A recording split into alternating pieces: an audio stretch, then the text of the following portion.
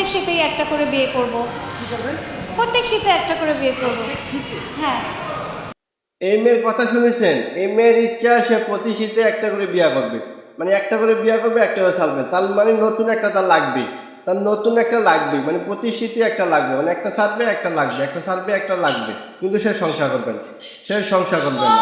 এবার আপনারা বুঝে জানেন মেয়েদের একটু স্বাধীনতা দিলে তারা কি হবে, মেয়েদের একটু স্বাধীনতা দিলে, তাদেরকে প্রশ্রয় দিলে তারা ভবিষ্যতে কি করবে এটা বুঝে জানেন, ভবিষ্যতে প্রকাশ্যে তারা শুরু করে দেবে, তখন আর বিয়া করবে না, প্রকাশ্যে শুরু করে দিবে। তারা বাংলাদেশে মনে হয় না সে বাংলাদেশের সংস্কৃতি বিলিভ করে, সে বাংলাদেশের নাগরিক আমার কাছে মনে হয় না, সে আমার কাছে মনে হয় সে বিদেশি কোন নাগরিক, সে বাংলাদেশে এসে বিদেশি সংস্কৃতি সে ফলো, মানে বিদেশি সংস্কৃতি সে ডিজার্ভ করে, বিদেশি সংস্কৃতিটারে সে প্রমোট করতে চাচ্ছে। সে বাংলাদেশের নাগরিক না, আমার কাছে মনে হয় সে বাংলাদেশের মানুষ। সে বাংলাদেশের সংস্কৃতি যদি তার মাঝে থাকে, সে যদি বাংলাদেশের নাগরিক হয়ে থাকে, তাহলে সে কখনই এই ধরনের ইচ্ছা প্রকাশ করতো না।